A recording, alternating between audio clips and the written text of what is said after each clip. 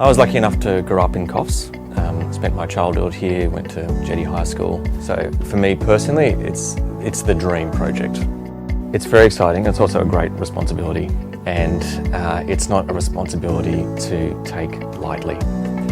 So this building will exist here in town for decades or longer, and we're all getting very excited because we're getting closer and closer and closer to starting construction.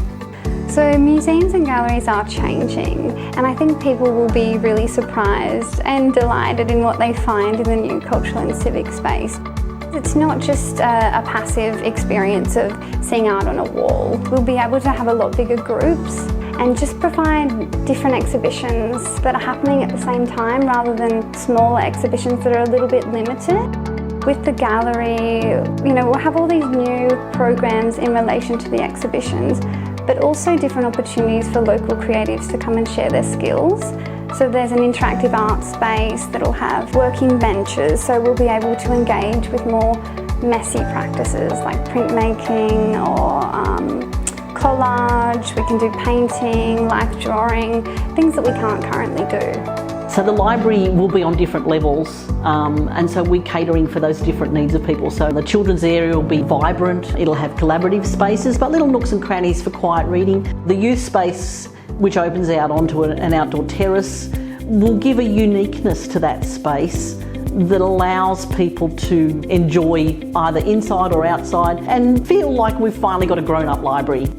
The digital makerspace will be an opportunity for people to create their own little videos. There'll be a sound recording aspect to it. The youth particularly that come in, they've got all the skills, they've got all the knowledge, and we can provide the equipment for them to do what they can do best. And there's a central walkway through the middle of the building, and to me it's like the spine of a book. It holds everything together, and then just everything else envelops out from that.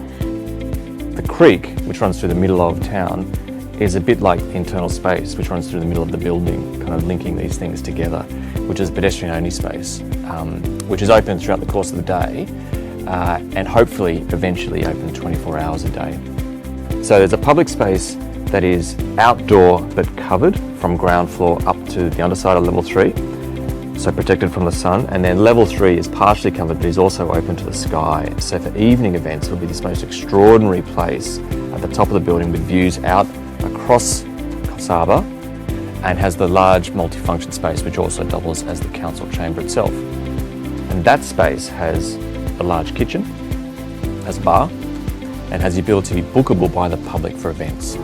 Having the library, gallery and museum under the same roof will be a game changer in the way people experience culture in this town, because it just allows everybody to move seamlessly through those spaces. And there'll be some really amazing exhibitions from locals and national and possibly even international exhibitions as well. This is a particularly interesting and complicated project, and it's an unusual project because it is providing such a diverse range of different services for the community in one location, and all these things blur into each other and they enable you to move seamlessly between them and kind of enjoy all the services or use all the services that your council provides to you in a really straightforward and easy way. So that makes it quite hard to design, but pulling them all together, that's part of the real exciting challenge that we've been working through.